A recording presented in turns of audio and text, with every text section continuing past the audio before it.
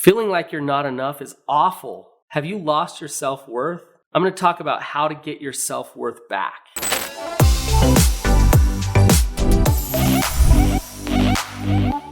I'm going to walk you through a 4-step process to shift from a place of shame and low self-worth to actually rebuilding your self-worth and feeling it again. There's something very simple that you can do in order to start to gain some self-worth. But it's so simple that sometimes it's hard to understand. So I'm going to explain that to you. I have a friend who totally shifted from a place of low self-worth to really good self-worth. And he did this one thing that was kind of crazy. I'm going to share that story with you toward the end. All right, so the first thing I want you to understand about your self-worth is you never lost it. It's always been there. It's infinite. You just don't realize that it's there. So it's not a matter of doing something, working harder to get your self-worth back. It's actually understanding what's already in you. So I'm going to walk you through a 4-step process in order to rebuild your self-worth. I call this the 4 C's. So the first thing that you need to do is get curious. Get curious about the thoughts that go on inside of your mind. Get curious about the way that your shame is triggered and what you think about yourself. Notice how you feel about you. So start to notice what triggers your low self-worth. Start to notice where you feel like a failure and where you really notice that you're not enough. So the first step is curiosity. Step number 2 is courage. And what that is acting against those messages of low self-worth. When low self-worth says to you, you're not enough, you shouldn't try out for the team, you shouldn't go for the promotion, you shouldn't put yourself out there, ask that person on a date, or be vulnerable. Do the opposite of that. Do the opposite of that over and over again. Now, you might be thinking, I don't want to do that.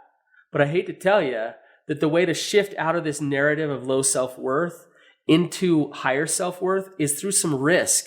You've got to practice courage. You've got to go get vulnerable.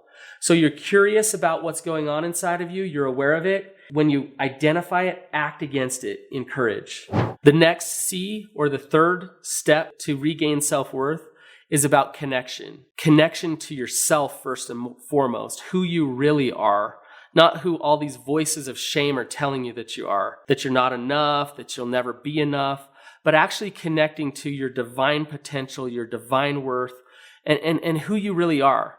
Secondly, a connection to God, a connection to something outside of you, a higher power who validates you and loves you unconditionally, nurturing that relationship with whatever God it is, but knowing that you are loved is important. Third is a connection to others, connecting to those closest to you, those who know that you're imperfect and make mistakes, but they still love you.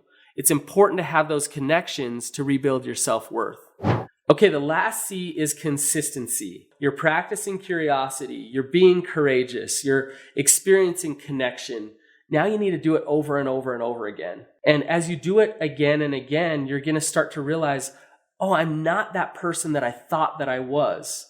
I'm actually a powerful person with a lot of strength that can do amazing things. So I want to share with you a story. I had a friend who did not think he was good enough to get a girl. And so what he did is he never asked girls out. He wanted a girlfriend really badly, but he never asked girls out. So he started this thing called Rejection Tuesdays.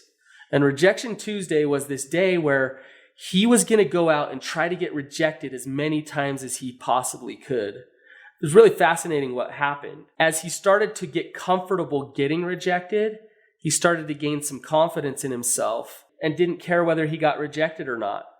And you know what happened? Is he didn't get rejected as much because he was confident. He showed up in strength.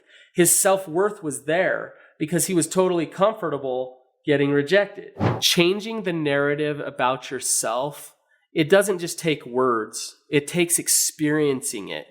You have to step into the feeling of it, and the way you feel it is through experience. So that's why things like courage and consistency and doing it over and over again will start to shift you from a place of low self-worth to a place of an understanding of who you actually are. It's awesome to share comments about courage. So down below, you guys, share comments about ways that you've practiced courage that have sustained your self-worth and strengthened it.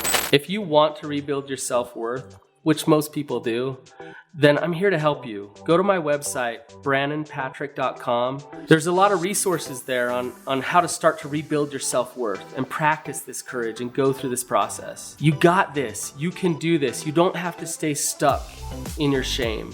You can actually understand who you really are. You are a powerful person, a powerful being, and you can find that again.